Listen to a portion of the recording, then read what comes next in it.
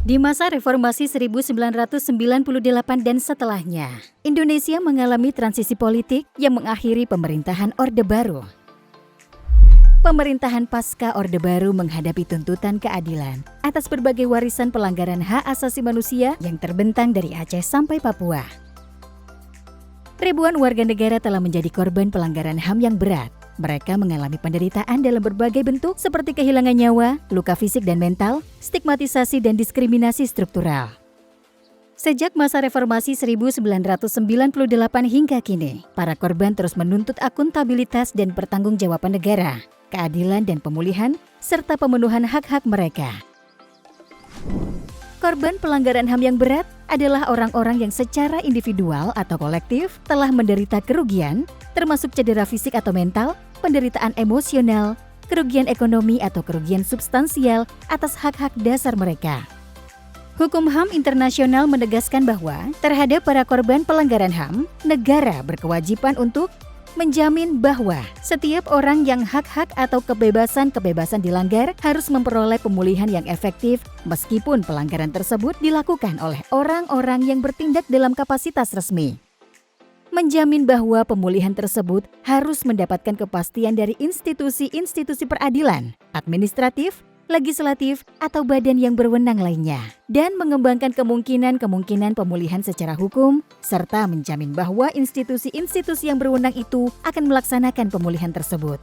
Cakupan hak korban pelanggaran HAM yang berat. Hukum HAM internasional mengakui bahwa terdapat hak-hak korban yang terdiri dari hak korban untuk mengetahui. Para korban pelanggaran HAM yang berat atau orang-orang yang memiliki hubungan dekat dengan para korban berhak mengetahui apa yang terjadi, bagaimana nasib para korbannya, serta bagaimana perkembangan kasus mereka dan mengetahui apa saja hak-hak korban. Hak korban atas keadilan.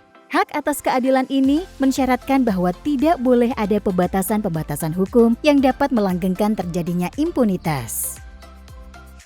Hak korban atas reparasi. Hak atas reparasi harus mencakup seluruh kerugian yang diderita oleh korban.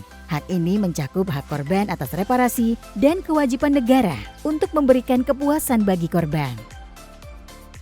Hak korban juga mencakup serangkaian tindakan yang bertujuan untuk pencegahan dan menjamin tidak terulangnya pelanggaran.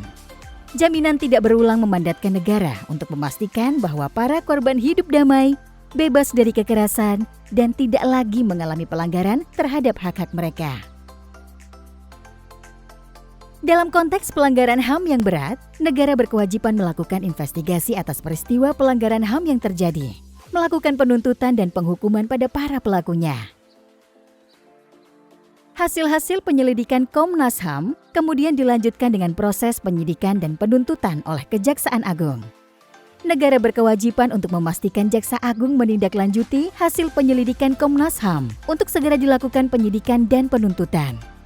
Perkara-perkara yang sudah dilakukan penyidikan dan penuntutan kemudian harus segera diajukan ke Pengadilan HAM atau Pengadilan HAM ad hoc sesuai dengan waktu terjadinya perkara pelanggaran HAM yang berat. Dalam hal Kejaksaan Agung telah melakukan penuntutan, negara berkewajiban membentuk Pengadilan HAM atau membentuk Pengadilan HAM ad hoc yang dibentuk dengan keputusan Presiden.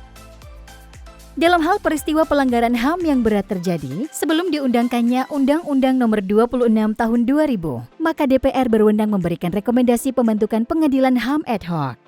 Para korban berhak atas perlindungan fisik dan mental selama proses peradilan, baik dalam tahap penyelidikan, penyidikan, penuntutan, pemeriksaan di pengadilan, maupun setelah putusan pengadilan. Perlindungan para korban ini dilaksanakan oleh LPSK yang merupakan lembaga khusus yang berwenang memberikan perlindungan terhadap saksi dan korban.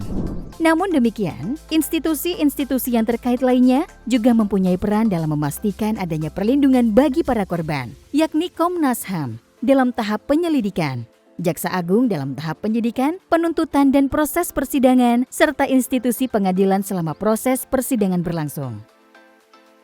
Untuk mengetahui lebih dalam lagi apa saja pemulihan hak korban pelanggaran HAM yang berat, bisa lihat di dalam dokumen SNP di